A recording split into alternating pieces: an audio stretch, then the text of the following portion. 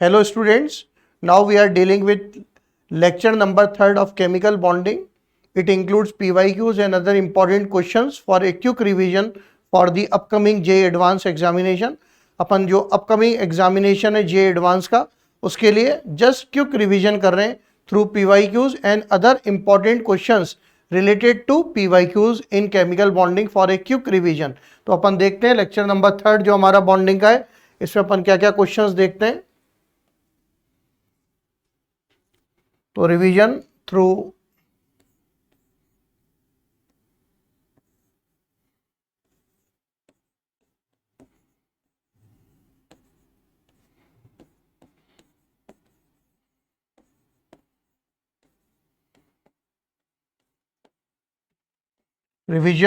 PYQs and other important questions.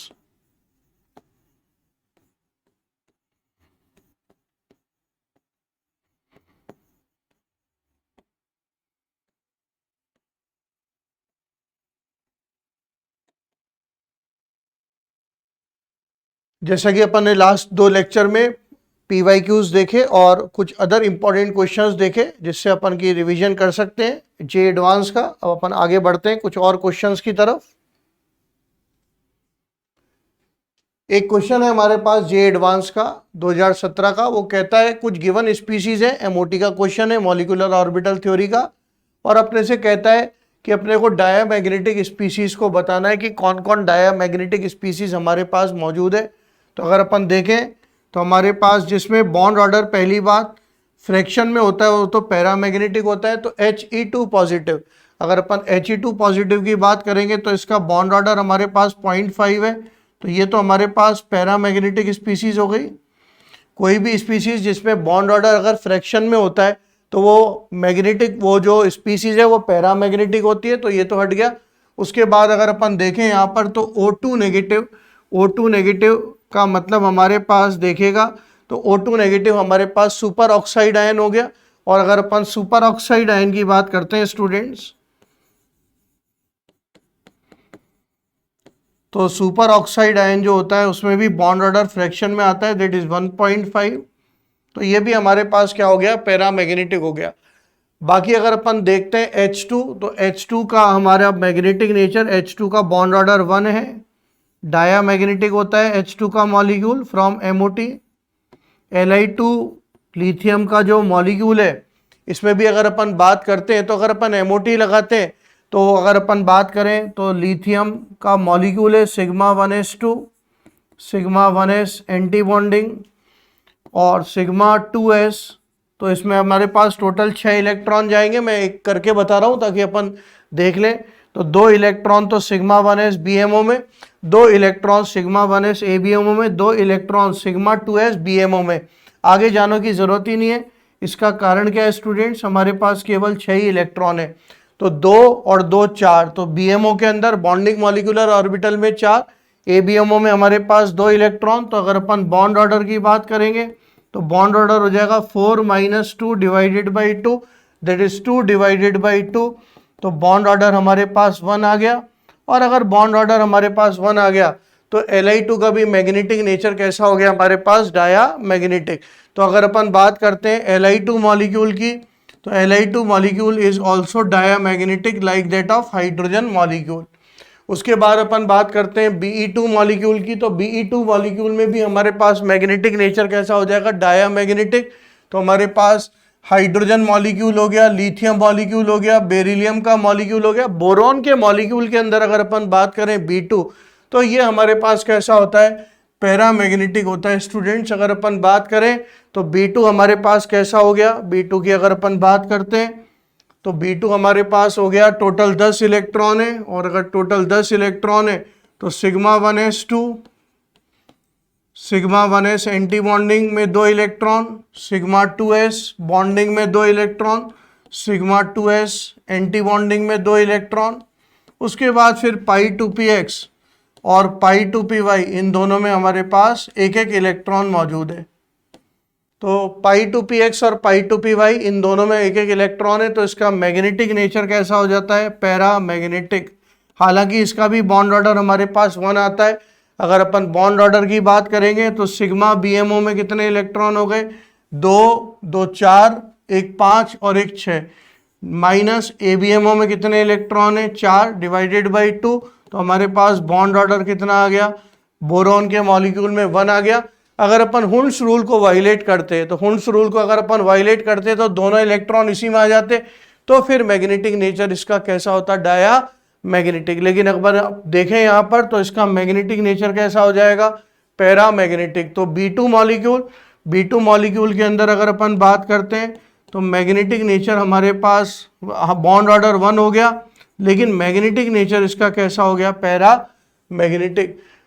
उसके बाद अगर अपन C2 और N2 मॉलिक्यूल की बात करते हैं तो C2 और N2 मॉलिक्यूल दोनों ही हमारे पास स्टूडेंट कैसे होते हैं, दोनों ही हमारे पास डाया मैग्नेटिक होते हैं। C2 के अंदर अपन टोटल इलेक्ट्रॉन कितने भरेंगे, 12, तो sigma 1s ABMO, sigma 2s ABMO, pi 2px is equal to pi 2py, sigma 2pz। आगे जाने की जरूरत ही नहीं पड़ेगी क्योंकि टोटल 12 इलेक्ट्रॉन भरने अपने को, 2 सिग्मा 1s बीएमओ में, 2 एबीएमओ में, 2 और 2 4, 4 और 2 6, 6 और 2 8, 8 और 2 10, 10 और 2 12। इनमें भरने का तरीका आप लोग समझ गए होंगे, एक इसमें, फिर दूसरा, फिर तीसरा और फिर चौथा। तो इसमें भी सभी इलेक्ट्रॉन पेयर्ड हो गए, और पेयर्ड हो गए तो बॉन्ड ऑर्डर अगर अपन देखेंगे तो बॉन्ड ऑर्डर C2 का हमारे पास कितना आ जाएगा, 2 आ जाएगा। बीएमओ में कितने इलेक्ट्रॉन, 2, 2 4, 2 6 और 2 8, तो बीएमओ में हमारे पास 8 इलेक्ट्रॉन, एबीएमओ में कितने इलेक्ट्रॉन, 4 डिवाइडेड बाई 2, तो हमारे पास बॉन्ड ऑर्डर हो गया 2। लेकिन इसमें एक भी अनपेयर्ड इलेक्ट्रॉन नहीं है स्टूडेंट्स, तो इसका मैग्नेटिक नेचर कैसा हो गया, डाया मैग्नेटिक। उसके बाद अगर अपन N2 मॉलिक्यूल की बात करते हैं तो N2 में टोटल इलेक्ट्रॉन कितने हो जाएंगे हमारे पास, 14 हो जाएंगे, दैट इज सिग्मा 2pz। इसमें भी 2 इलेक्ट्रॉन और चले जाएंगे। N2 में हमारे पास बॉन्ड ऑर्डर 3 हो जाता है, जिसमें एक तो सिग्मा है और 2 पाई बॉन्ड्स हैं। तो N2 का जो मॉलिक्यूल है उसका भी मैग्नेटिक नेचर कैसा हो जाएगा हमारे पास, डाया मैग्नेटिक। F2 का भी मैग्नेटिक नेचर कैसा हो जाएगा, डाया मैग्नेटिक। F2 में F और F के बीच में सिंगल बॉन्ड है, मतलब FF बॉन्ड ऑर्डर 1 होता है। और अगर अपन MOT लगाते हैं तो F2 का मॉलिक्यूल भी कैसा हो जाएगा, डाया मैग्नेटिक। तो हमारे पास F2 का मॉलिक्यूल डाया मैग्नेटिक हो गया, N2 का मॉलिक्यूल डाया मैग्नेटिक हो गया, C2 का मॉलिक्यूल डाया मैग्नेटिक हो गया, हमारे पास Be2 का मॉलिक्यूल डाया मैग्नेटिक हो गया, लिथियम का मॉलिक्यूल डाया मैग्नेटिक हो गया, और हाइड्रोजन का मॉलिक्यूल डाया मैग्नेटिक हो गया। तो 1 2 3 4 5 और 6, हमारे पास इसका आंसर 6 हो गया। He2 पॉजिटिव, इसका बॉन्ड ऑर्डर 0.5 है, ये पैरामैग्नेटिक है। B2 मॉलिक्यूल की बात करते हैं, हालांकि बॉन्ड ऑर्डर 1 है लेकिन इसका मैग्नेटिक नेचर पैरामैग्नेटिक है, क्योंकि इसके पाई 2px और पाई 2py में 2 अनपेयर्ड इलेक्ट्रॉन है। C2 का नेचर ऑफ कोर्स डायामैग्नेटिक है। Super oxide ion that is O2 negative, इसमें बॉन्ड ऑर्डर फ्रैक्शन में आ रहा है 1.5, तो इसका मैग्नेटिक नेचर हमारे पास पैरामैग्नेटिक होगा, और F2 और N2 ये हमारे पास डायामैग्नेटिक हो ही जाएंगे। तो हमारे पास आंसर इसका कितना हो गया, 6 हो गया स्टूडेंट्स।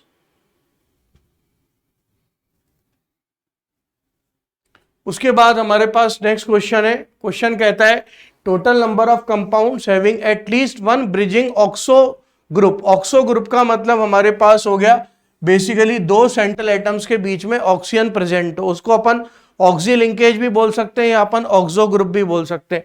दैट इज अगर हमारे पास सेंट्रल एलिमेंट X है, X is a central element, अगर हमारे पास X कोई सेंट्रल एलिमेंट है, तो अगर सेंट्रल एलिमेंट के बीच में ऑक्सीजन प्रेजेंट है तो फिर इसको अपन क्या बोलते हैं, XOX लिंकेज को, इसको अपन ऑक्सो लिंकेज भी कहते हैं या ऑक्सो ग्रुप कहते हैं, या अपन इसको ऑक्सी लिंकेज कहते हैं। Whether I should call it as oxo linkage और ऑक्सी लिंकेज, मोर और लेस एक ही बात है। कुल मिलाकर दोनों सेंट्रल एटम के बीच में ऑक्सीजन हमारे पास प्रेजेंट होनी चाहिए। अगर हमारे पास XOOX है तो फिर इसको अपन क्या बोलते हैं, दोनों ऑक्सीजन अगर जुड़ी हो सिंगल बॉन्ड से तो फिर उसको अपन परऑक्सी लिंकेज कहते हैं या परऑक्सो लिंकेज कहते हैं, एक ही बात है। तो अपने को क्या देखना है, अपने को स्टूडेंट्स देखना है दोनों सेंट्रल एटम के बीच में ऑक्सीजन प्रेजेंट हो, किसमें, इन गिवन कंपाउंड्स जो अपने को दे रखे हैं। तो अपने को पहला क्या दे रखा है स्टूडेंट्स, पहला अपने को दे रखा है N2O3। अगर अपन N2O3 की बात करते हैं तो अपने पास N2O3 के दो स्ट्रक्चर होते हैं, die nitrogen trioxide N2O3। It exist in two forms, it exist in two forms, दो फॉर्म्स के अंदर पाया जाता है, सिमेट्रिकल और अनसिमेट्रिकल। सिमेट्रिकल फॉर्म में तो हमारे पास NON बॉन्ड प्रेजेंट होता है इसमें, ये हमारे पास N2O3 का सिमेट्रिकल फॉर्म हो गया। It is the symmetrical form of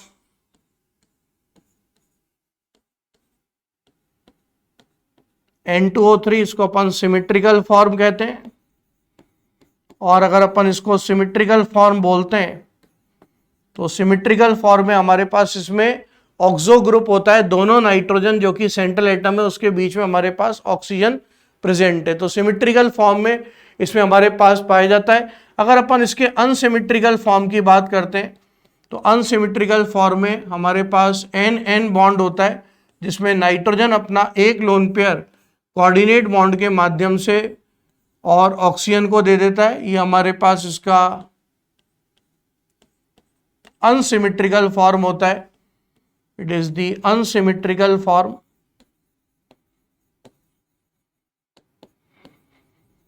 तो हमारे पास N2O3 जो होता है ये हमारे पास दो फॉर्म से पाया जाता है, और अगर दो फॉर्म से पाया जाता है तो इसके सिमेट्रिकल फॉर्म में इसमें हमारे पास ऑक्सो लिंकेज, क्योंकि अपने को दोनों ही स्ट्रक्चर को देखना पड़ेगा, और दोनों स्ट्रक्चर को देखना पड़ेगा तो इसका जो सिमेट्रिकल फॉर्म होता है उस सिमेट्रिकल फॉर्म में दोनों नाइट्रोजन के बीच में हमारे पास एक ऑक्सीजन जो है वो प्रेजेंट होती है। This symmetrical form and it is unsymmetrical form of course. तो इसमें हमारे पास ऑक्सो लिंकेज या ऑक्सी लिंकेज है, दैट इज दो सेंट्रल एटम के बीच में हमारे पास एक ऑक्सीजन जो है वो प्रेजेंट है। उसके बाद अगर अपन बात करें तो हमारे पास N2O3, तो N2O3 में तो हमारे पास ऑक्सो लिंकेज या ऑक्सी लिंकेज हो गया। Second N2O5 die nitrogen pentoxide. Student अगर अपन N2O5 के स्ट्रक्चर में देखते हैं तो N2O5 में भी हमारे पास जो है वो हमारे पास ये हमारे पास N2O5 का स्ट्रक्चर आ गया, डाई नाइट्रोजन पेंटाऑक्साइड N2O5। इसमें भी हमारे पास ऑक्सो लिंकेज पाया जाता है, इट इज N2O5। इसमें कोऑर्डिनेट बॉन्ड भी है स्टूडेंट्स और कोवलेंट बॉन्ड्स भी हैं, इट इज N2O5। आप सभी जानते हैं it is anhydride of nitric acid. ये नाइट्रिक एसिड का एनहाइड्राइड है। अगर अपन नाइट्रिक एसिड को P4O10 के साथ ट्रीट करते हैं, P4O10 which is a good dehydrating agent, तो अपने को HNO3 नाइट्रिक एसिड का अगर अपन ने डिहाइड्रेशन कर दिया किसके माध्यम से, अच्छे डिहाइड्रेटिंग एजेंट P4O10 के माध्यम से, तो अपन सभी जानते हैं अपने को उसका एनहाइड्राइड मिल जाता है N2O5। N2O5 में हमारे पास दोनों नाइट्रोजन के बीच में ऑक्सीजन प्रेजेंट है, दैट इज ऑफ कोर्स हमारे पास ऑक्सो लिंकेज प्रेजेंट है। दोनों नाइट्रोजन बताने की जरूरत नहीं है, 3 सिग्मा बॉन्ड बना रही है, तो दोनों नाइट्रोजन पे हाइब्रिडाइजेशन sp2 है, और इसमें हमारे पास कोवेलेंट बॉन्ड भी है और कोऑर्डिनेट बॉन्ड भी इसमें प्रेजेंट है। और इंपॉर्टेंट बात क्या है कि ये किसका एनहाइड्राइड है, नाइट्रिक एसिड का। अगर अपन 2 मोल नाइट्रिक एसिड ले लें, अगर अपन 2 मोल नाइट्रिक एसिड ले लेंगे और P4O10 की प्रेजेंस में हीट कर देंगे, गर्म कर देंगे, तो फिर अपने को क्या मिल जाएगा, die nitrogen pentoxide, that is N2O5। उसके बाद अगर अपन बात करें तो हमारे पास पहला वाला हो गया N2O3, सेकंड वाला हो गया N2O5। इन दोनों में ऑक्सी लिंकेज प्रेजेंट है। थर्ड वाला P4O6, अपन सभी जानते हैं स्टूडेंट P4O6 के बारे में अगर अपन बात करेंगे तो P4O6 हो चाहे P4O10 हो, इनका हमारे पास कैसा स्ट्रक्चर होता है, केज लाइक स्ट्रक्चर होता है। इनमें हमारे पास 6 POP बॉन्ड होते हैं, इट इज P4O6। ये हमारे पास P4O6 हो गया स्टूडेंट्स। हर एक फॉस्फोरस के पास अपना खुद का लोन पेयर है। हर एक फॉस्फोरस sp3 हाइब्रिडाइज्ड है। एक फॉस्फोरस, दूसरा फॉस्फोरस, तीसरा फॉस्फोरस और ये चौथा फॉस्फोरस। हर एक फॉस्फोरस में 3 सिग्मा और 1 lone pair. Total number of POP linkage अपन बात करते हैं तो इसमें 6 POP लिंकेज पाए जाते हैं। P4O6, it contains 6 POP linkage. अगर यहाँ पर अपन लोन पेयर हटाकर डबल बॉन्ड ऑक्सीजन लगा देंगे तो अपने पास P4O10 का स्ट्रक्चर आ जाएगा। P4O6 के बारे में इंपॉर्टेंट बात है, अगर अपन P4O6 का हाइड्रोलिसिस कर देते हैं तो हाइड्रोलाइज होकर ये अपने को क्या देता है, हाइड्रोलिसिस पर ये अपने को फॉस्फोरस एसिड देता है, दैट इज H3PO3। जबकि अगर अपन P4O10 का हाइड्रोलिसिस करते हैं तो वो अपने को P4O10 जो है P4O10 का हाइड्रोलिसिस करते हैं तो अपने को H3PO4 that is phosphoric acid देता है। तो इसके अंदर भी हमारे पास स्टूडेंट क्या मौजूद है, हमारे पास ऑक्सी लिंकेज प्रेजेंट है, इसमें 6 POP लिंकेज हमारे पास प्रेजेंट होते हैं, तो ये वाला भी करेक्ट हो गया।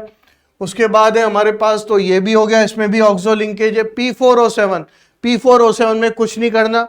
अगर अपन बात करते हैं तो P4O6 का जो स्ट्रक्चर है, P4O6 के स्ट्रक्चर में ही अगर अपन, ये P4O6 का स्ट्रक्चर है, P4O6 के स्ट्रक्चर में अगर अपन एक फॉस्फोरस से लोन पेयर को हटाकर और अपन क्या कर दें, डबली बॉन्डेड ऑक्सीजन लगा दें तो ये P4O7 का स्ट्रक्चर हो जाएगा। एग्जैक्टली वही का वही है। तो इसमें भी हमारे पास वही POP लिंकेज प्रेजेंट है, एक POP लिंकेज, दूसरा POP लिंकेज, तीसरा, चौथा, पांचवा और छठा, बिल्कुल सेम स्ट्रक्चर है लाइक दैट ऑफ P4O6। केवल P4O7 में अपन ने एक लोन पेयर को हटाकर एक डबली बॉन्डेड ऑक्सीजन को अपन ने ऐड कर दिया, तो ये तो बिल्कुल वैसा का वैसा स्ट्रक्चर हो गया। तो अपन बात करें तो हमारे पास P4O7, इसके अंदर भी हमारे पास ऑक्सो लिंकेज है। H4P2O5 को अपन क्या बोलते हैं स्टूडेंट्स, H4P2O5 ये हमारे पास हो गया पायरोफॉस्फोरस एसिड। अगर अपन फॉस्फोरस एसिड के दो मॉलिक्यूल लें दैट इज H3PO3 के अगर अपन दो मॉलिक्यूल लें और दो मॉलिक्यूल लेकर अगर अपन वाटर को एलिमिनेट कर दें तो हमारे पास क्या आ जाएगा, पायरोफॉस्फोरस एसिड। पायरोफॉस्फोरस एसिड में भी हमारे पास POP लिंकेज पाया जाता है। देखते हैं अपन H4P2O5, अगर अपन बात करते हैं H4P2O5 की तो H4P2O5 इसको अपन बोलते हैं पायरोफॉस्फोरस एसिड, पायरोफॉस्फोरस एसिड। पायरो का मतलब हीट करना। अगर अपन दो फॉस्फोरस एसिड के मॉलिक्यूल ले लें H3PO3 और दो फॉस्फोरस के मॉलिक्यूल लेकर अगर अपन वाटर को एलिमिनेट कर देंगे तो हमारे पास क्या आ जाएगा, पायरोफॉस्फोरस एसिड H4P2O5 आ जाएगा। अब अगर अपन बात करते हैं, ये हमारे पास फॉस्फोरस एसिड है, it is phosphorous acid. Diprotic acid होता है, इट इज H3PO3। ये हमारे पास फॉस्फोरस एसिड का एक मॉलिक्यूल हो गया। ये हमारे पास फॉस्फोरस एसिड का दूसरा मॉलिक्यूल हो गया H3PO3 का। अगर अपन वाटर को एलिमिनेट कर देंगे, H2O का अगर अपन एलिमिनेट कर देंगे हीट करके अगर अपन ने वाटर को एलिमिनेट कर दिया तो I will be getting pyrophosphorous acid. ये अपने पास पायरोफॉस्फोरस एसिड आ गया, that is H4P2O5। Diprotic acid है स्टूडेंट्स, क्योंकि इसमें दो हाइड्रोजन ऑक्सीजन से अटैच है और जो हाइड्रोजन ऑक्सीजन से अटैच है अपन जानते हैं वो किसके रूप में लिबरेट होगी, प्रोटॉन के रूप में।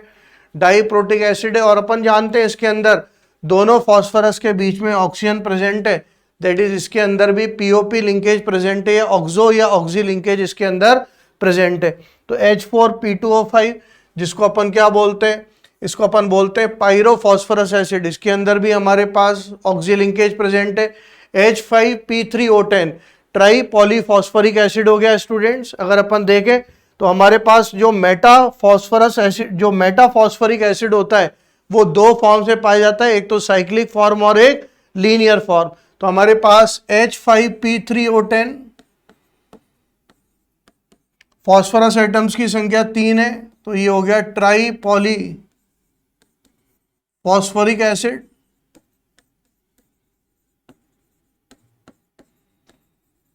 It is linear form of metaphosphoric acid. Linear form of metaphosphoric acid. ये हमारे पास लीनियर फॉर्म हो गया किसका, मेटाफॉस्फोरिक एसिड का।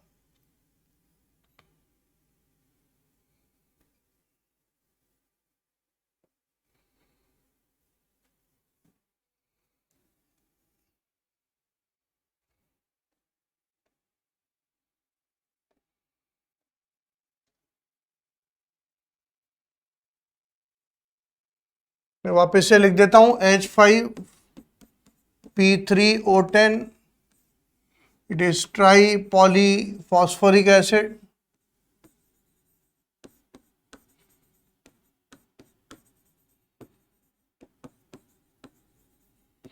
It is linear form of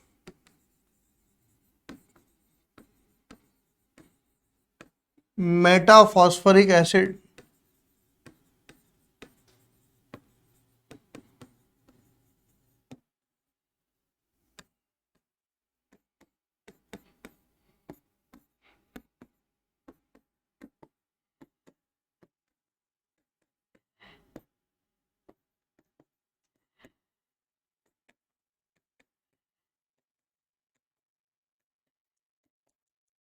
ये हो गया हमारे पास स्टूडेंट्स H5P3O10 लीनियर फॉर्म में। पीओपी लिंकेज हमारे पास n-1 के बराबर होते हैं।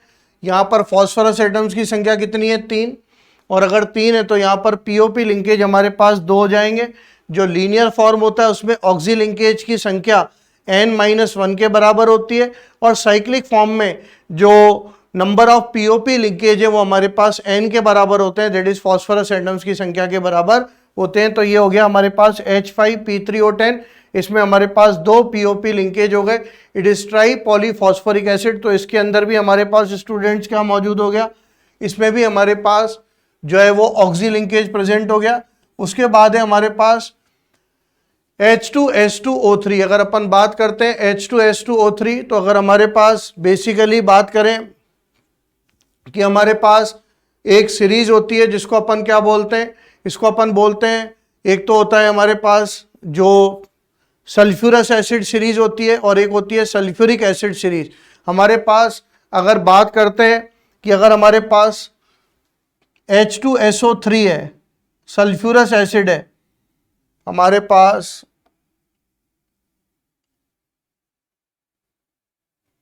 पास अगर सल्फ्यूरस एसिड है H2SO3, इसको अपन बोलते हैं स्टूडेंट सल्फ्यूरस एसिड, और इसको अपन बोलते हैं सल्फ्यूरिक एसिड H2SO4। ये हो गया हमारे पास सल्फ्यूरिक एसिड।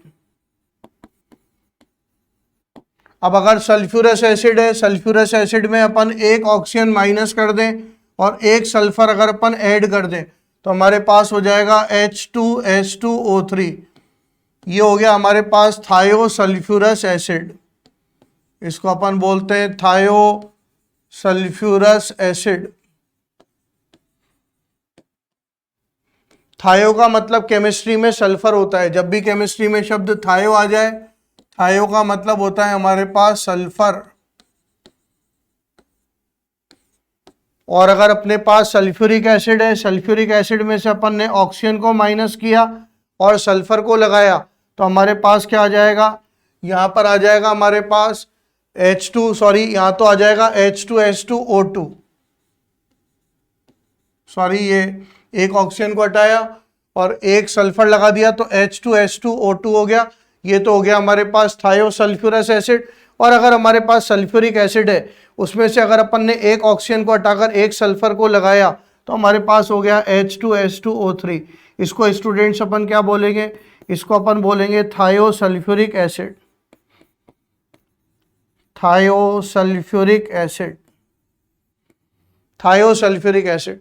तो हमारे पास अब क्या दे रखा है, अगर अपन बात करें तो अपने को क्या दे रखा है, अपने को दे रखा है H2S2O3, दैट इज अपने को दे रखा है थायो सल्फ्यूरिक एसिड।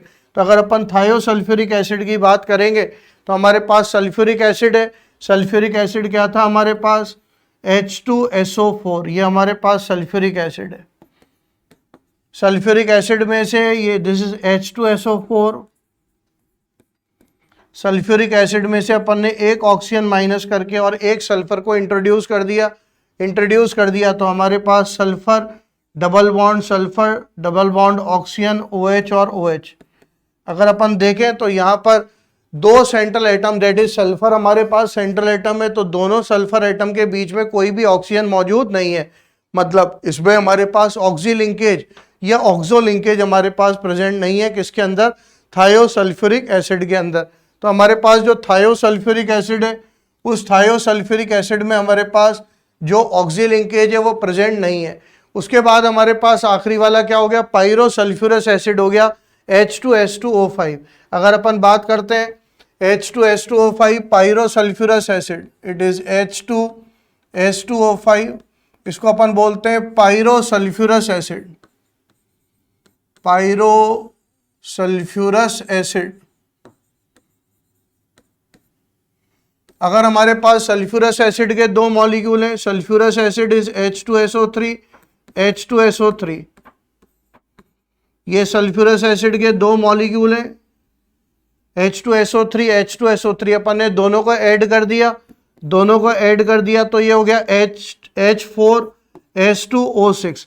अब इसमें से अगर अपन वाटर को एलिमिनेट करेंगे तो ये हो जाएगा H2S2O5। ये हमारे पास फॉर्मूला आ गया। अब अगर अपन बात करते हैं तो इंपॉर्टेंट बात क्या है स्टूडेंट्स, जो पायरोसल्फ्यूरस एसिड है H2S2O5, इसके अंदर हमारे पास ऑक्सी लिंकेज प्रेजेंट नहीं होता। इसके अंदर हमारे पास सिंपल सल्फर और सल्फर के बीच में बॉन्ड होता है। In order to avoid LP-LP repulsion, ये हमारे पास H2S2O5 का स्ट्रक्चर होता है और यहाँ पर हमारे पास SOS लिंकेज प्रेजेंट नहीं होता। यहाँ पर हमारे पास SOS लिंकेज इसके अंदर प्रेजेंट नहीं होता in order to avoid lone pair repulsion. तो ये हमारे पास ये H है, हमारे पास यहाँ पर इट इज H। सल्फर के जितने भी ऑक्सी एसिड्स होते हैं वो हमारे पास सभी के सभी डाईप्रोटिक होते हैं। तो अपन बात करेंगे तो हमारे पास ये भी, इसके अंदर ऑक्सी लिंकेज हमारे पास प्रेजेंट नहीं है।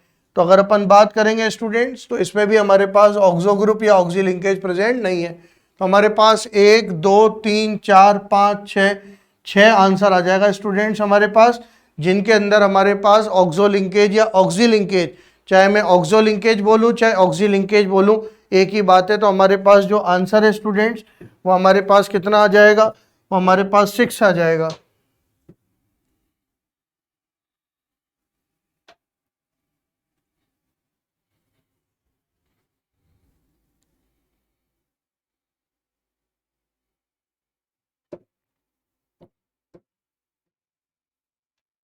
अगला क्वेश्चन स्टूडेंट्स, अगला क्वेश्चन है हमारे पास कि हमारे पास डाइबोरेन है B3N3H6 है, जिसको अपन बोराजीन बोलते हैं, N2O laughing gas, nitrous oxide, die nitrogen tetra oxide N2O4।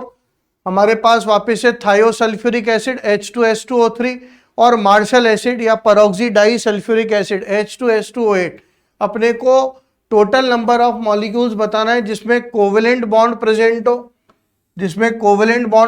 हो, between two atoms of the same kind. इसका मतलब दोनों एटम सेम होने चाहिए जिनके बीच में कोवेलेंट बॉन्ड प्रेजेंट हो। अगर अपन डाइबोरेन की बात करते हैं तो डाइबोरेन में हमारे पास कौन सा बॉन्ड होता है? इसमें हमारे पास 3 सेंटर 2 इलेक्ट्रॉन बॉन्ड, जिसको अपन बनाना बॉन्ड भी कहते हैं। इसमें दोनों बोरोन पे हाइब्रिडाइजेशन की बात करें तो दोनों बोरोन पर sp3 हाइब्रिडाइजेशन होता है और इसमें बोरोन और बोरोन के बीच में कोई बॉन्ड नहीं होता। इसमें अगर अपन देखें तो दो बोरोन जो होती हैं they are connected through bridge bond, जिसको अपन बनाना बॉन्ड भी कहते हैं। ब्रिजिंग हाइड्रोजन से ही हमारे पास, ये तो हमारे पास टर्मिनल हाइड्रोजन से HT, ये ऑर्बिटल डायग्राम है डाइबोरेन का। HT को अपन टर्मिनल हाइड्रोजन्स बोलते हैं और HB को अपन क्या बोलते हैं स्टूडेंट्स? HB को अपन बोलते हैं bridging hydrogens. This is the orbital diagram of diborane.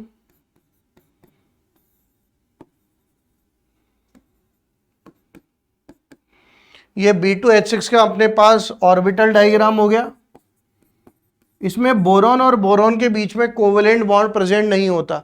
दोनों बोरॉन के एटम्स जो होते हैं उनमें कोई भी कोवेलेंट बॉन्ड प्रेजेंट नहीं है, बल्कि rather they are connected through two bridging bonds. तो इसको अपन B2H6 के अंदर बात करें तो B2H6 में हमारे पास कोई भी, दोनों जो सेंट्रल एटम है बोरॉन और बोरॉन, उनके बीच में कोई भी बॉन्ड प्रेजेंट नहीं होता।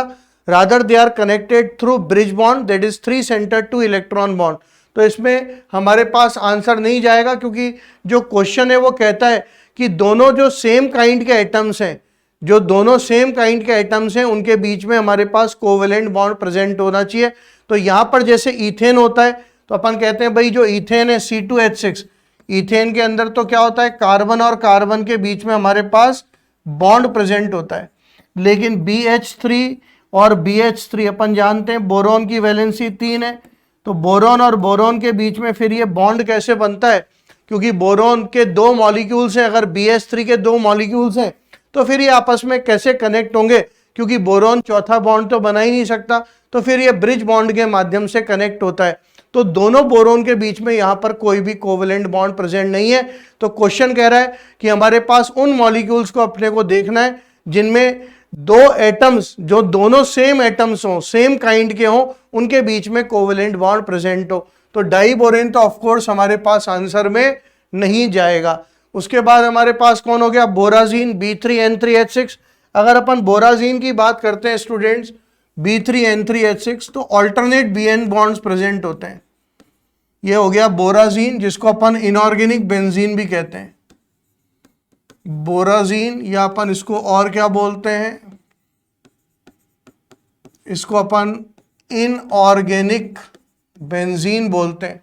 इसमें हमारे पास स्टूडेंट्स क्या होते हैं, ऑल्टरनेट BN बॉन्ड्स होते हैं। बोरॉन और नाइट्रोजन के बीच में ऑल्टरनेट बॉन्ड्स हमारे पास प्रेजेंट होते हैं, और इसमें हमारे पास बेसिकली ये स्ट्रक्चर होता है जिसमें बैक बॉन्ड होता है। Back bond is nothing, it is unsymmetrical pi bond. ये हमारे पास बैक बॉन्ड होता है। जो डायरेक्शन होता है बैक बॉन्ड का वो हमारे पास नाइट्रोजन टू बोरोन होता है। It is the structure of borazine और इनऑर्गेनिक बेंजीन। ये अपन इसको इनऑर्गेनिक बेंजीन भी बोलते हैं, लिख दिया है मैंने ऊपर। और इसमें हमारे पास कोई भी 2 सेम काइंड ऑफ एटम्स है ही नहीं, क्योंकि ऑल्टरनेट BN बॉन्ड से, एक बोरोन है, फिर नाइट्रोजन है, फिर बोरोन है, और फिर नाइट्रोजन है। तो ये भी हमारे पास आंसर में नहीं जाएगा स्टूडेंट्स। अपने को कोवेलेंट बॉन्ड देखना है, किसके बीच में कोवेलेंट बॉन्ड देखना है अपने को, 2 एटम्स, लेकिन वो दोनों सेम काइंड के होने चाहिए। उसके बाद है हमारे पास nitrous oxide N2O। N2O is laughing gas, और अगर अपन N2O की बात करते हैं लाफिंग गैस की, N2O is nitrous oxide. N2O हमारे पास क्या हो गया, N2O हमारे पास हो गया नाइट्रस ऑक्साइड, या स्टूडेंट इसको अपन और क्या बोलते हैं, इसको अपन लाफिंग गैस कहते हैं। It will exist in following resonating structures or resonating forms. It will exist in following resonating forms.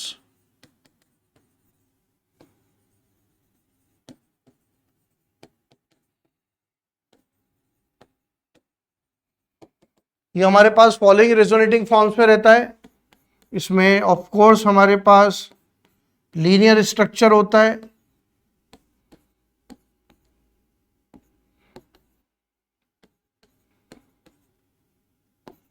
ये पहला वाला स्ट्रक्चर हो गया स्टूडेंट्स।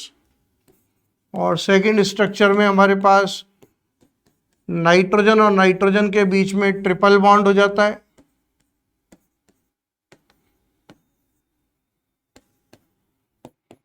सेकंड स्ट्रक्चर अपन कहते हैं मोर स्टेबल होता है, पहला वाला स्ट्रक्चर लेस स्टेबल है। सेकंड वाला structure resonating form more stable होता है, because less electronegative atom that is nitrogen पे पॉजिटिव चार्ज है, और more electronegative atom that is oxygen पर नेगेटिव चार्ज है। पहले वाले स्ट्रक्चर पर देखें तो इस वाली नाइट्रोजन को देखें, टर्मिनल नाइट्रोजन, बॉन्ड बनाने चाहिए 3, लेकिन बॉन्ड 2 ही बना रही है। इसका मतलब एक पाई बॉन्ड के 2 एडिशनल इलेक्ट्रॉन इसके ऊपर है, इस पर चार्ज कौन सा हो गया, नेगेटिव। बीच वाली और नाइट्रोजन पे देखें बॉन्ड बनाने चाहिए 3, लेकिन बॉन्ड 4 बना रही है, इसका मतलब इसने अपना लोन पेयर यूज कर लिया, तो इस पर आ गया पॉजिटिव चार्ज। इस ऑक्सीजन के साथ कोई दिक्कत ही नहीं, ऑक्सीजन 2 ही बॉन्ड बना रही है, ऑक्सीजन के पास अपने दोनों लोन पेयर इंटैक्ट है। ऑक्सीजन इस पाई बॉन्ड को अपने फेवर में तोड़ेगी, मोर इलेक्ट्रोनेगेटिव है, जैसे ही तोड़ेगी ये नाइट्रोजन अपने 2 इलेक्ट्रॉन अंदर डाल देगी, जैसे ही डालेगी यहाँ पर एक ट्रिपल बॉन्ड बन जाएगा, नाइट्रोजन के पास 2 इलेक्ट्रॉन, ऑक्सीजन के पास 6 इलेक्ट्रॉन, इस पर नेगेटिव चार्ज, बीच वाली नाइट्रोजन पे ऑफ कोर्स पॉजिटिव चार्ज आएगा ही सही।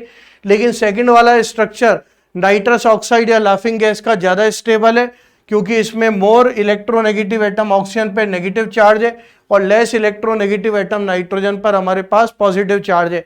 तो ये वाला स्ट्रक्चर कैसा हो गया, more stable.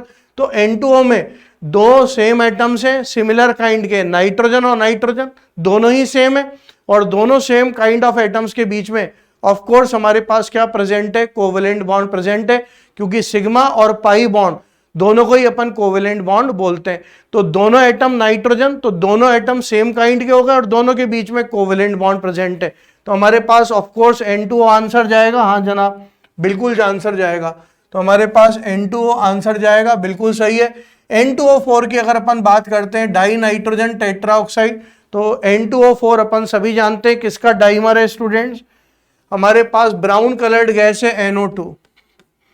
NO2 brown coloured gas है, ऑड इलेक्ट्रॉन स्पीसीज है, नाइट्रोजन के पास एक ऑड इलेक्ट्रॉन प्रेजेंट है। -11 डिग्री सेल्सियस पे ये कंडेंस होकर डाइमर बनाते हैं, जिसको अपन क्या बोलते हैं, die nitrogen tetroxide. Colourless solid होता है, डायामैग्नेटिक है। NO2 का मैग्नेटिक नेचर अपन जब सभी जानते हैं, रूम टेम्परेचर पे पैरामैग्नेटिक गैस है, लेकिन लो टेम्परेचर पे जब डाइमर बनाएगी तो नाइट्रोजन का ऑड इलेक्ट्रॉन खत्म हो जाएगा, क्योंकि दोनों इलेक्ट्रॉन आपस में कंबाइन करके NN बॉन्ड बना लेंगे।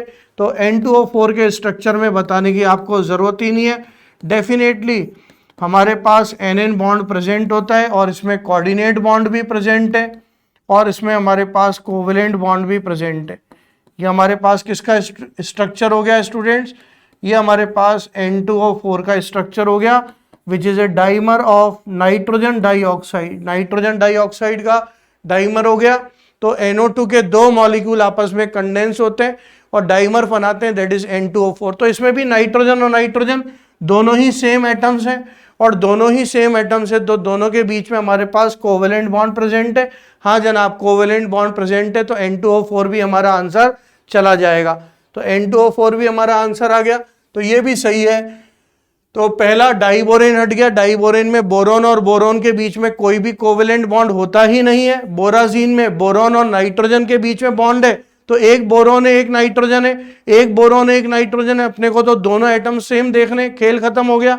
नाइट्रस ऑक्साइड N2O, हाँ N2O में है, नाइट्रोजन और नाइट्रोजन के बीच में N2O4 में भी है। उसके बाद है हमारे पास थायोसल्फ्यूरिक एसिड। अभी हाल बताया मैंने आपको, थायोसल्फ्यूरिक एसिड के अंदर अपन बात करें तो मैंने आपसे अभी हाल कहा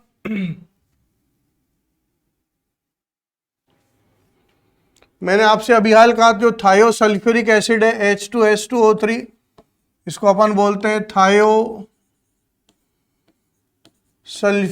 एसिड। तो थायो का मतलब जब भी केमिस्ट्री में थायो आ जाए समझ जाओ सल्फर की प्रेजेंस है। जब भी केमिस्ट्री में शब्द आ जाए थायो समझ जाओ सल्फर की प्रेजेंस है, और जब भी केमिस्ट्री में शब्द आ जाए एजो समझ जाओ नाइट्रोजन की प्रेजेंस है। ये ग्रीक वर्ड्स है, थायो का मतलब सल्फर और एजो का मतलब नाइट्रोजन। तो हमारे पास सल्फ्यूरिक एसिड था जनाब, हाँ ये सल्फ्यूरिक एसिड है H2SO4, ये हमारे पास सल्फ्यूरिक एसिड हो गया H2SO4। सल्फ्यूरिक एसिड में से अपन ने एक ऑक्सीजन को कम कर दिया, एक सल्फर को अपन ने लगा दिया, तो ये हमारे पास क्या आ गया, थायोसल्फ्यूरिक acid.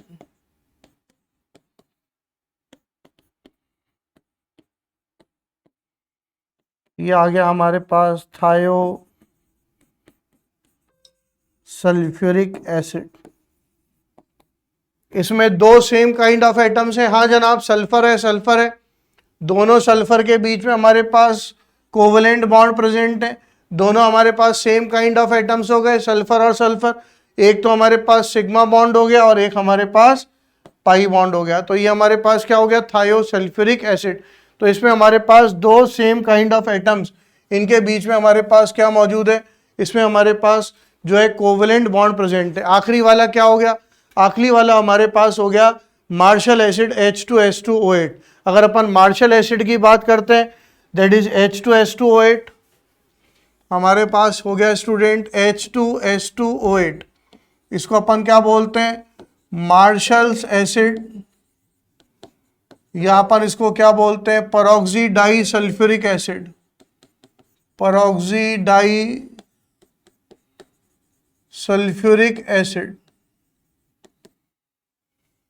Peroxy di sulphuric acid. ये हमारे पास हो गया मार्शल एसिड या परऑक्सी डाई सल्फ्यूरिक एसिड। इसमें अगर अपन बात करें परऑक्सी डाई सल्फ्यूरिक एसिड, तो अपन जानते हैं स्टूडेंट्स इसमें क्या मौजूद होता है, इसमें हमारे पास नाम ही बता रहा है परऑक्सी ग्रुप प्रेजेंट होगा, चाहे कैरोज एसिड हो, चाहे अपन इसको परऑक्सी ग्रुप बोल दें, चाहे अपन इसको क्या बोल दें, परऑक्सी लिंकेज बोल दें।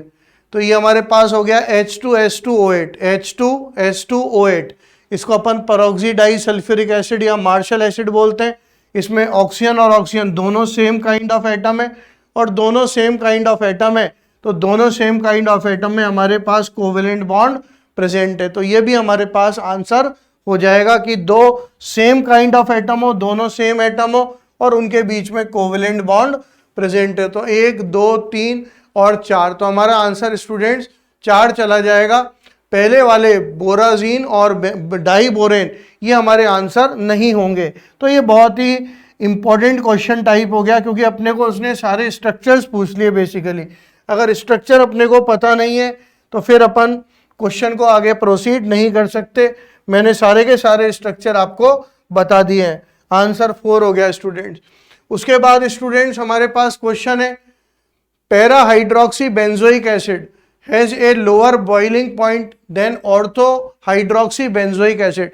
अगर अपन देखें स्टूडेंट्स तो ऑर्थो फॉर्म में हमारे पास क्या हो जाएगी, इंट्रामॉलिक्यूलर हाइड्रोजन बॉन्डिंग। और इंट्रामॉलिक्यूलर हाइड्रोजन बॉन्डिंग स्टूडेंट्स क्या करती है, बॉइलिंग पॉइंट को क्या कर देती है, डिक्रीज कर देती है। क्यों, क्योंकि वो एसोसिएशन को रोक देती है। अगर अपन बात करते हैं किसकी, ऑर्थो हाइड्रोक्सी बेंजोइक एसिड, जिसको अपन सैलिसिलिक एसिड भी बोलते हैं।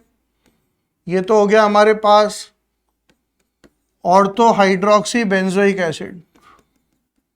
इस पे हाइड्रोजन पे पार्शियल पॉजिटिव है और ऑक्सीजन पे partial negative. It is ortho hydroxy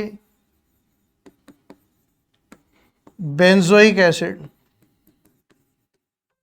या अपन इसको सैलिसिलिक एसिड भी कहते हैं स्टूडेंट्स। इसमें हमारे पास क्या हो गई, इंट्रामॉलिक्यूलर हाइड्रोजन बॉन्डिंग हो गई। इंट्रामॉलिक्यूलर हाइड्रोजन बॉन्डिंग अपन सभी जानते हैं with in the same molecule होती है, और अगर with in the same molecule होती है तो ये एसोसिएशन को डिक्रीज कर देती है। Intramolecular hydrogen bonding it will occur with in the same molecule.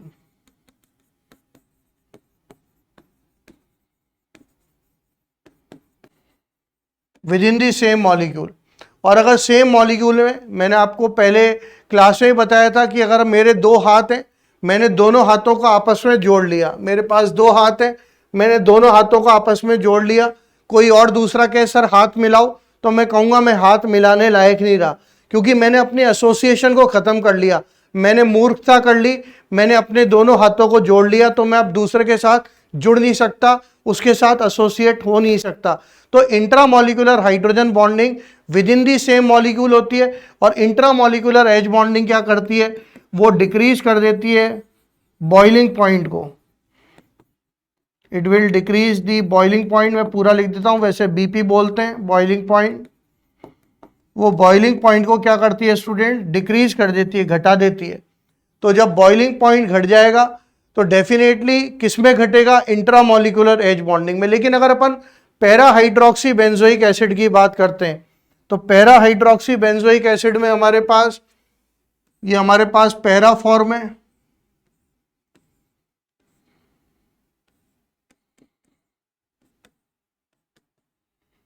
ये हमारे पास पैरा फॉर्म हो गया। पैरा फॉर्म में अगर अपन बात करते हैं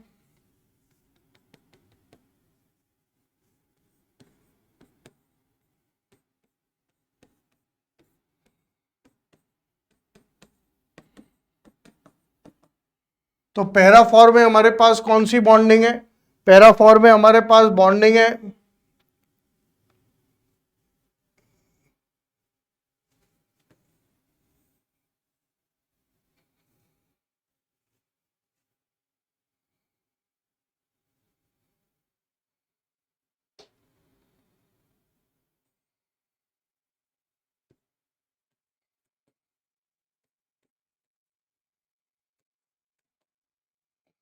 जो हमारे पास पैरा फॉर्म है स्टूडेंट्स, उसमें हमारे पास कौन सी बॉन्डिंग है? उसमें हमारे पास बॉन्डिंग है that is intermolecular H bonding. और अगर इंटरमॉलिक्यूलर एज बॉन्डिंग है, इंटरमॉलिक्यूलर हाइड्रोजन बॉन्डिंग है, तो ये किसके बीच में होती है? डिफरेंट मॉलिक्यूल्स के बीच में। और अगर ये डिफरेंट मॉलिक्यूल्स के बीच में होती है तो ये क्या करेगी? Intermolecular hydrogen bonding, it will increases the boiling point.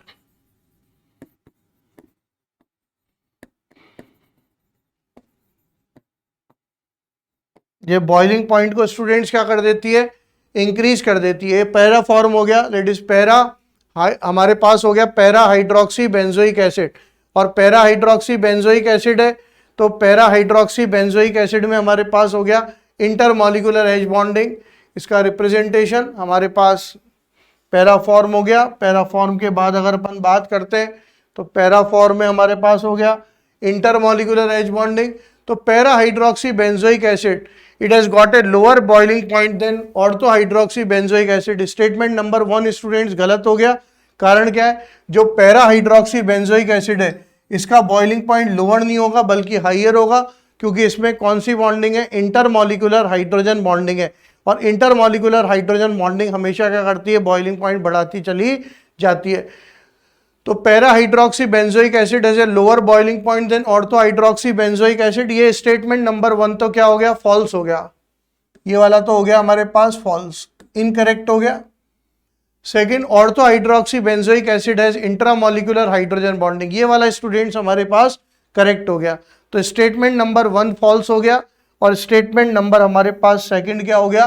वो हमारे पास ट्रू हो गया। तो हमारे पास आंसर कौन सा हो जाएगा? हमारे पास फोर्थ वाला आंसर इसका हो जाएगा। ये जेई 2007 का क्वेश्चन है based on intramolecular and intermolecular hydrogen bonding.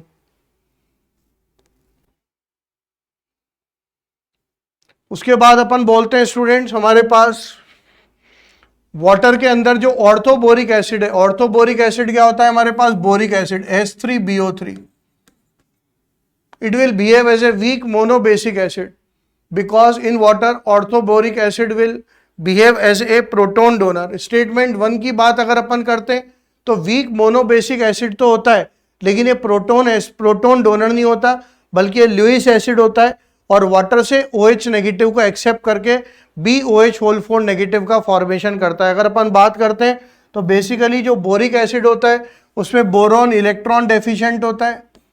ये बोरिक एसिड है, चाहे अपन बोरिक एसिड बोल दें, चाहे अपन इसको और क्या बोल दें, बोरिक एसिड को ऑर्थोबोरिक एसिड बोल दें, ऑर्थो बोरिक एसिड अपन बोल दें, चाहे H3BO3 बोरिक एसिड बोले। वाटर में डालते हैं, वाटर में डालेंगे तो क्या बनाएगा? BOH होल 4 नेगेटिव बनाएगा। Negative charge of course boron पर होगा और प्रोटॉन लिबरेट होगा। इसमें अगर अपन देखें तो जो बोरिक एसिड है उसमें जो बोरोन होता है वो इलेक्ट्रॉन डेफिशिएंट है, क्योंकि बोरोन केवल कितने बॉन्ड बना रहा है? 3 बॉन्ड बना रहा है, 1 2 3। एक बॉन्ड में 2 इलेक्ट्रॉन, तो 2 2 4 और 2 6।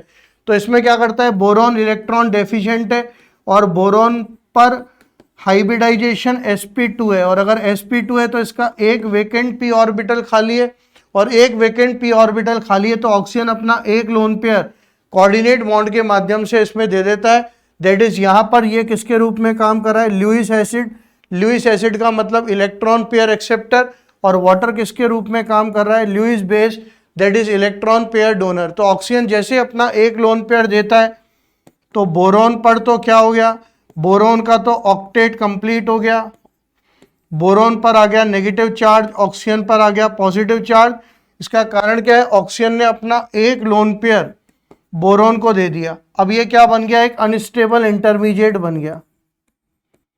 ये हमारे पास क्या बन गया, एक अनस्टेबल इंटरमीडिएट बन गया, क्योंकि ऑक्सीजन बीइंग मोर इलेक्ट्रोनेगेटिव, उस पर कौन सा चार्ज आ गया, पॉजिटिव चार्ज आ गया। अब ऑक्सीजन क्या करेगा, इस बॉन्ड को अपने फेवर में तोड़ेगा और हाइड्रोजन को किसके रूप में रवाना करेगा, H+ के रूप में। इसका मतलब डेफिनेटली ये प्रोटॉन डोनर तो नहीं है, क्योंकि प्रोटॉन तो कौन लिबरेट कर रहा है, वाटर। वो तो वाटर से क्या एक्सेप्ट कर रहा है, वाटर से एक हाइड्रोक्सिल आयन एक्सेप्ट कर रहा है। और अगर एक हाइड्रोक्सिल आयन एक्सेप्ट कर रहा है तो बेसिकली वो मोनोबेसिक एसिड है। मोनोबेसिक का मतलब it will accepting one OH negative from water. तो एक बेस को एक्सेप्ट कर रहा है तो वो हमारे पास वीक, और क्योंकि वीक एसिड होता ही है तो वीक मोनोबेसिक एसिड हो गया, ये बात सही है। लेकिन वो प्रोटॉन डोनर है, ये बात गलत हो गई, क्योंकि वो लुईस एसिड की भांति कार्य करता है और वो वाटर में ऑक्सीजन से एक लोन पेयर को एक्सेप्ट करके अपने ऑक्टेट को पूरा कर लेता है और BOH नेगेटिव का फॉर्मेशन करता है। तो वाटर के अंदर जो बोरिक एसिड है वो वीक मोनोबेसिक एसिड की भांति तो कार्य करता है, लेकिन वो प्रोटॉन डोनर के रूप में कार्य नहीं करता। तो अगर अपन देखें तो स्टेटमेंट नंबर 1, वाटर में ऑर्थोबोरिक एसिड या boric acid it will behave as a weak monobasic acid, ये तो सही हो गया, पहला वाला स्टेटमेंट तो करेक्ट है। ये सेकंड वाला ये बिकॉज नहीं है यहाँ पर, ये बिकॉज ये मिसप्रिंट है। Statement number 2, in water orthoboric acid acts as a proton donor, नहीं, ये प्रोटॉन डोनर के रूप में कार्य नहीं करता। तो स्टेटमेंट नंबर 1 तो हमारे पास ट्रू हो गया, पहला स्टेटमेंट तो हमारे पास ट्रू हो गया, लेकिन स्टेटमेंट नंबर जो 2 है वो हमारे पास स्टूडेंट्स क्या हो गया, वो हमारे पास फॉल्स हो गया। ये एक अच्छा क्वेश्चन है जो कि बोरिक एसिड से पूछा जा चुका है। तो ये हमारे पास जो आंसर है वो हमारे पास इसका 3rd वाला हो गया स्टूडेंट्स। उसके बाद एक नेक्स्ट क्वेश्चन है हमारे पास, पी ब्लॉक का भी बोल सकते हैं, इनर्ट पेयर इफेक्ट का भी बोल सकते हैं। अगर अपन बोले तो स्टेटमेंट नंबर 1 है, जो Pb+4 कंपाउंड्स होते हैं वो स्ट्रॉन्गर ऑक्सीडाइजिंग एजेंट्स होते हैं देन Sn+4 कंपाउंड्स। पहला स्टेटमेंट ये हो गया। सेकंड वाला statement, the higher oxidation states for the group 14 elements are more stable for the heavier elements of the group. ध्यान दीजिएगा, due to inert pair effect, पहला वाला स्टेटमेंट स्टूडेंट हमारे पास करेक्ट है। अगर अपन बात करते हैं तो लेड अगर +4 में है, Pb+4 कंपाउंड्स, तो वो स्ट्रॉन्ग ऑक्सीडाइजिंग एजेंट्स होते हैं, किसके कंपैरिजन में, Sn+4 कंपाउंड्स के कंपैरिजन में। इसका कारण क्या है, अगर अपन बात करें तो कार्बन फैमिली में कार्बन, सिलिकॉन, जर्मेनियम, टिन और लेड, कार्बन से लेकर और टिन तक तो हायर ऑक्सीडेशन स्टेट +4 की रिलेटिव स्टेबिलिटी +2 से ज्यादा है। ये रिलेटिव ऑर्डर ऑफ स्टेबिलिटी है, it is relative order of stability. ये हमारे पास रिलेटिव ऑर्डर ऑफ स्टेबिलिटी हो गया। केवल लेड पर क्या होता है, लेड पर +2 की रिलेटिव स्टेबिलिटी +4 से ज्यादा होती है due to inert pair effect. It is order of stability, it is order of stability due to inert pair effect.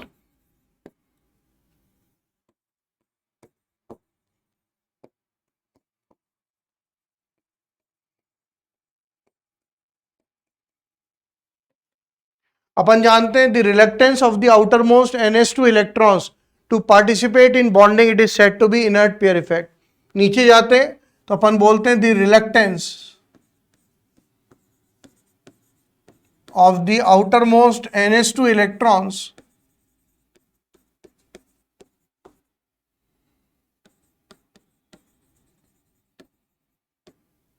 the reluctance of the outermost NH2 electrons down the group, it is said to be inert pair effect। Short form में इसको अपन IPE बोलते हैं। Lead हमारे पास 6s2 6p2 होता है, तो 6s2 6p2 होता है, तो जो 6s के इलेक्ट्रॉन्स होते हैं दे रिफ्यूज और they become reluctant to take part in the bond formation. केवल इलेक्ट्रॉन्स कहाँ से पार्टिसिपेट करते हैं, P से, because of inert pair effect. तो अपन सभी जानते हैं जो लेड है, लेड के लिए +2 की स्टेबिलिटी, लेड के लिए +2 की रिलेटिव स्टेबिलिटी +4 के कंपैरिजन में ज़्यादा होती है। इसका मतलब +4 किस में जाना चाहेगा, +4 +2 में जाना चाहेगा। और अगर +4 +2 में जाना चाहेगा तो ऑक्सीडेशन नंबर डिक्रीज हो रहा है, और जब भी ऑक्सीडेशन नंबर डिक्रीज हो रहा है there is a gain of electrons. यहाँ पर चार्ज कितना है, +4, gain of electrons is reduction और decrease in oxidation number is reduction. अपन जानते हैं gain of electrons is reduction, gain of electrons is reduction,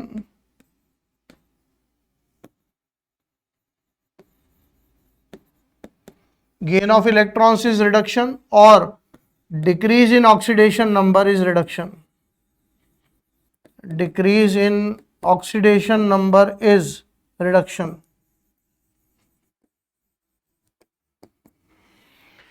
तो Pb+4 किस में रिड्यूस होना चाहेगा, Pb+2 में। तो खुद रिड्यूस होगा तो दूसरे को क्या करेगा, ऑक्सीडाइज। इसका मतलब Pb+4 सॉल्ट्स, कोई भी अगर Pb+4 सॉल्ट्स है या कंपाउंड्स हैं तो they act as good oxidising agents, behaves as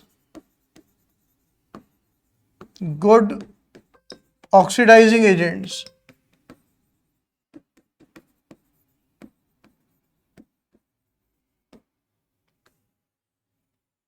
ये अच्छे ऑक्सीडाइजिंग एजेंट के रूप में काम करेंगे क्योंकि खुद रिड्यूस होना चाहेंगे। खुद किस में रिड्यूस होना चाहेंगे जनाब, Pb+2 में। और अगर खुद रिड्यूस होना चाहेंगे तो खुद रिड्यूस होंगे तो दूसरे को क्या करेंगे, ऑक्सीडाइज। तो Pb+4 के जो सॉल्ट्स हैं या जो कंपाउंड्स हैं they always behave as good oxidising agents, बिल्कुल सही है। लेकिन अगर अपन टिन की बात करते हैं तो टिन में रिलेटिव स्टेबिलिटी +4 की ज्यादा होती है in comparison to +2। It is order of stability और रिलेटिव ऑर्डर ऑफ स्टेबिलिटी। इसका मतलब +2 किस में जाना चाहेगा, +2 +4 में जाना चाहेगा। और जब भी +2 +4 में जाएगा मतलब इंक्रीज हो रहा है oxidation number, increase in oxidation number is oxidation. यहां पर चार्ज कितना है, +2, यहां पर चार्ज कितना हो गया, +4। तो increase in oxidation number is oxidation, increase in oxidation number is oxidation. और loss of electrons is oxidation.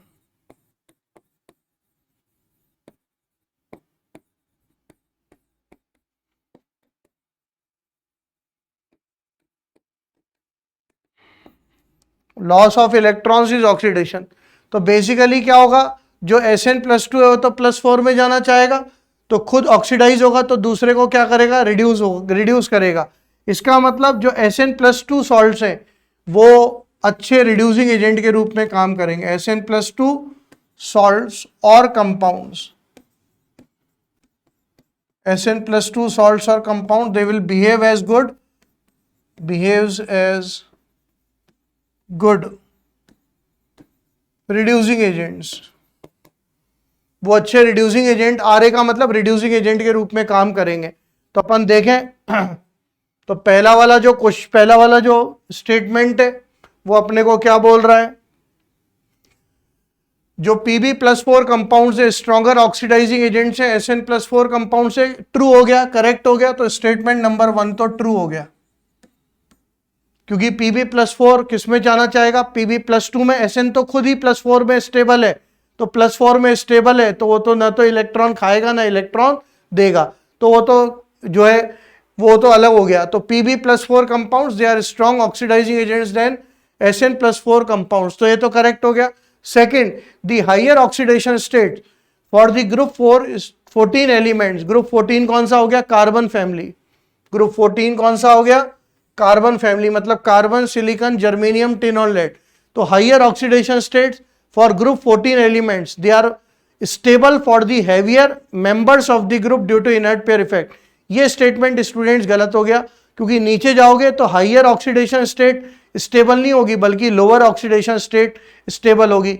Heavier element का मतलब हो गया लेड की तरफ अपन जा रहे हैं, मतलब ऊपर से नीचे जाएंगे, ऊपर से नीचे जाएंगे तो स्टेबिलिटी लोअर ऑक्सीडेशन स्टेट की बढ़ेगी due to inert pair effect. तो वो क्वेश्चन में जो स्टेटमेंट है उसमें वो बोल रहा है कि the higher oxidation state for the group 14 elements are more stable for the heavier members of the group due to inert pair effect. नहीं, स्टेटमेंट नंबर सेकंड होना चाहिए था द लोअर ऑक्सीडेशन, हाइयर की जगह क्या होना चाहिए था, lower. The lower oxidation state for the group 14 elements are more stable for the heavier elements of the group due to inert pair effect. तो फिर ये ट्रू होता, लेकिन अभी ये गलत हो गया, फॉल्स हो गया। तो स्टेटमेंट नंबर सेकंड हमारे पास कैसा हो गया स्टूडेंट्स, ये वाला हमारे पास फॉल्स हो गया। तो स्टेटमेंट नंबर हमारे पास पहला वाला ट्रू हो गया और स्टेटमेंट सेकंड वाला कैसा हो गया हमारे पास, फॉल्स हो गया। ये हमारे पास आंसर हो गया based upon inert pair effect. ये हमारे पास किस पर आधारित हो गया, इनर्ट पेयर इफेक्ट पर आधारित हो गया। उसके बाद क्वेश्चन है स्टूडेंट्स कि नाइट्रोजन, वापस से वही क्वेश्चन है, नाइट्रोजन का कौन से ऑक्साइड है जिसमें नाइट्रोजन और नाइट्रोजन में बॉन्ड प्रेजेंट है। अगर अपन देखें तो लाफिंग गैस में प्रेजेंट है N2O3। N2O3 का अभी स्ट्रक्चर बताया मैंने, दो स्ट्रक्चर है, सिमिट्रिकल और अनसिमिट्रिकल। अगर अपन अनसिमिट्रिकल स्ट्रक्चर की बात करेंगे तो अनसिमिट्रिकल स्ट्रक्चर में NN बॉन्ड प्रेजेंट है, N2O4 में NN बॉन्ड प्रेजेंट है, लेकिन N2O5 इसके अंदर हमारे पास NON बॉन्ड प्रेजेंट होता है। तो अगर अपन N2O की बात करें तो अभी हाल बताया था मैंने आपको, N2O जिसको अपन लाफिंग गैस भी बोलते हैं, नाइट्रस ऑक्साइड, नाइट्रस ऑक्साइड, या अपन इसको और क्या बोलते हैं, इसको स्टूडेंट अपन लाफिंग गैस कहते हैं। और नाइट्रस ऑक्साइड या लाफिंग गैस, इसमें हमारे पास अभी हाल मैंने आपको इसके रेजोनेटिंग स्ट्रक्चर्स बना के बताए थे।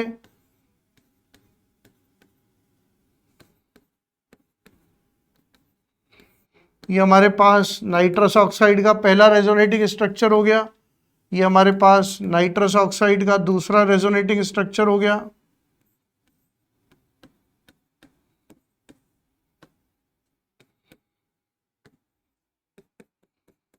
इसमें हमारे पास NN बॉन्ड प्रेजेंट है, we have got NN bond in it.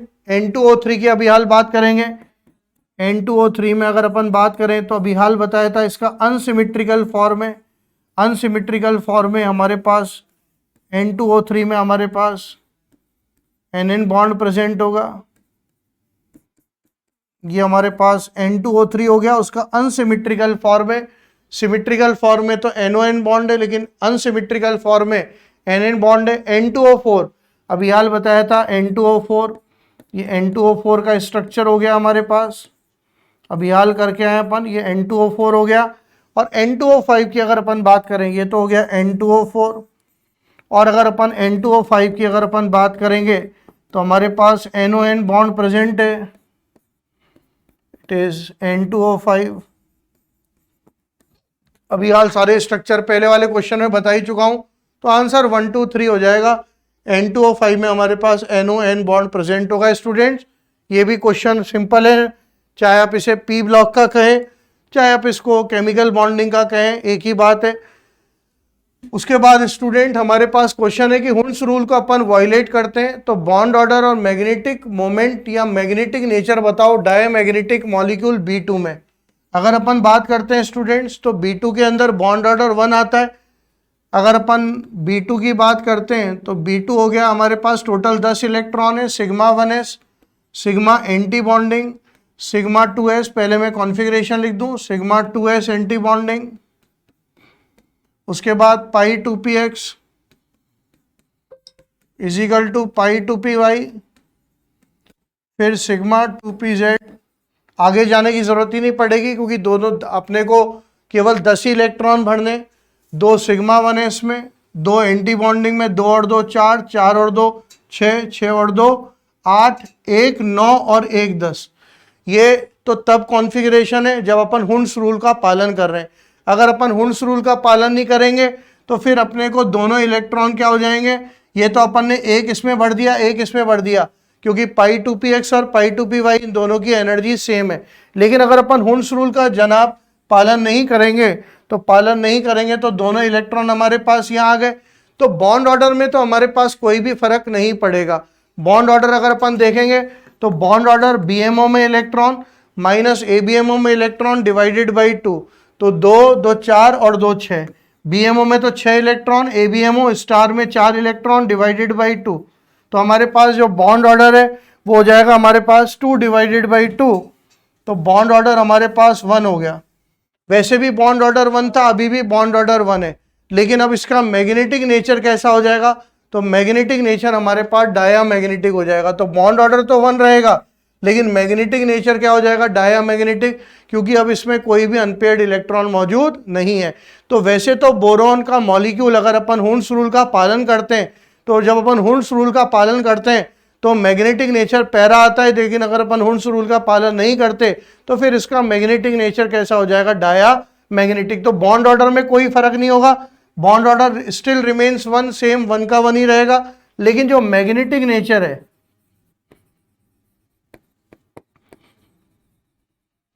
वो अब मैग्नेटिक नेचर कैसा हो गया स्टूडेंट्स, डायामैग्नेटिक हो गया। तो आंसर स्टूडेंट्स इसमें हमारे पास फर्स्ट वाला हो गया। क्लियर है स्टूडेंट्स? उसके बाद अगला वाला क्वेश्चन अपन डिस्कस करते हैं, अगले वाले क्वेश्चन की तरफ अपन बढ़ते हैं।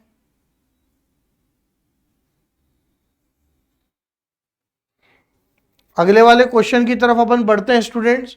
तो अगला क्वेश्चन कहता है अगर अपन 2s और 2p के बीच में मिक्सिंग को ऑपरेटिव नहीं मानते तो बताइए पैरामैग्नेटिक स्पीसीज कौन सी होगी अमंग दी फॉलोइंग। अपन जानते हैं सभी नाइट्रोजन तक क्या होता है, 2s और 2p के बीच में इंटरमिक्सिंग होती है, क्योंकि 2s और 2p के बीच में एनर्जी का गैप कम होता है। तो 2s और 2p के बीच में इंटरमिक्सिंग कहाँ तक होती है, नाइट्रोजन तक, that is Li2 Be2 B2 C2 N2, वहां तक अपने पास 2s और 2p के बीच में इंटरमिक्सिंग होती है। लेकिन O2 और F2 उसमें 2s और 2p के बीच में एनर्जी डिफरेंस बढ़ जाता है, तो उनकी इंटरमिक्सिंग पॉसिबल नहीं हो पाती है। तो अपन कहते हैं up to nitrogen molecule, up to N2 molecule, intermixing of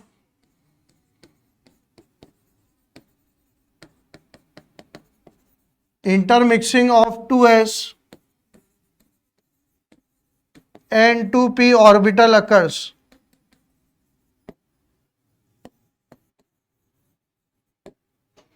but for O2 and F2 molecule intermixing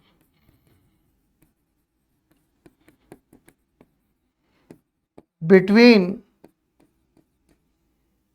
2s and 2p orbital do not occur.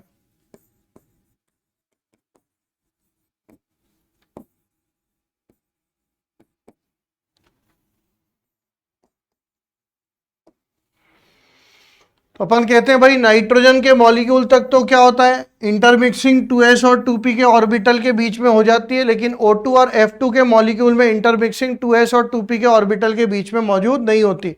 इसका मतलब नाइट्रोजन तक तो अपन कॉन्फ़िगरेशन में क्या लिखते हैं, π2px और π2py को पहले लिखते हैं और सिग्मा 2pz को बाद में लिखते हैं। लेकिन O2 और F2 में सिग्मा 2pz को पहले लिखते हैं, π2px और π2py को बाद में लिखते हैं। तो अपने को वही कॉन्फ़िगरेशन, क्योंकि वो कह रहा है 2s और 2p की जो मिक्सिंग है उसको अपन ऑपरेटिव नहीं मान रहे, तो अपने को वही कॉन्फ़िगरेशन लिखना है जो अपन O2 और F2 के लिए लिखते हैं। दैट इज अपन क्या करेंगे, सिग्मा 2pz को पहले लिखेंगे और π2px और π2py को बाद में लिखेंगे। तो जो कॉन्फ़िगरेशन अपन फॉलो करेंगे, जब अपन sp मिक्सिंग को कंसीडर नहीं कर रहे, sp मिक्सिंग अगर फॉलो नहीं होती, sp mixing is not considered, अगर अपन sp मिक्सिंग को कंसीडर नहीं करते तो कॉन्फ़िगरेशन अपन क्या लिखते हैं, सिग्मा 1s ABMO, सिग्मा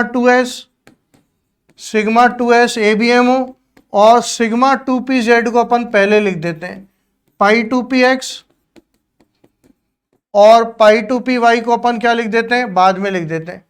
तो जब अपन ऐसा करेंगे तो वो कह रहा है बताओ कौन सा मॉलिक्यूल क्या हो जाएगा, डायामैग्नेटिक हो जाएगा। अगर अपन बात करें कौन सा मॉलिक्यूल, सॉरी पैरामैग्नेटिक होगा, नॉट डायामैग्नेटिक, पैरामैग्नेटिक हो जाएगा।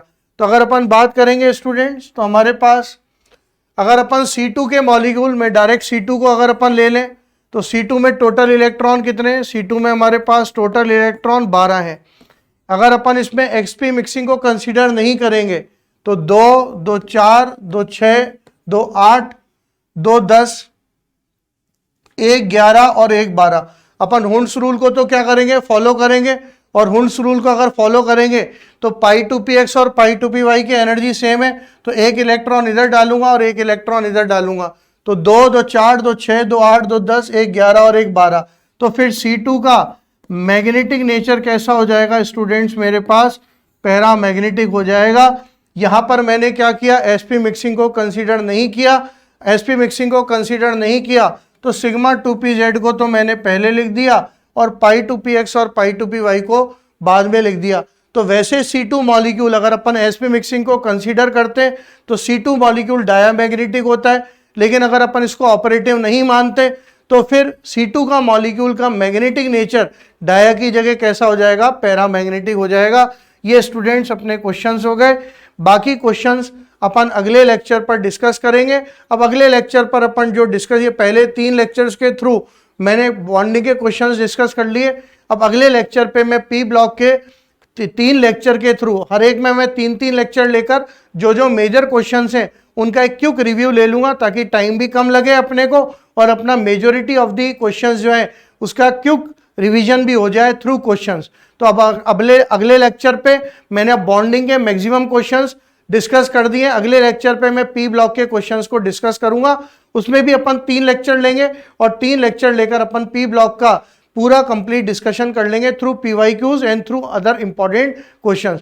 उसके बाद 2 लेक्चर लेकर मैं डी और एफ ब्लॉक एलिमेंट्स का भी जो है वो क्विक रिवीजन करूंगा केवल क्वेश्चंस के माध्यम से। तो thank you students for watching this particular lecture of JEE challenger batch of PYQs and other important questions. Thank you students.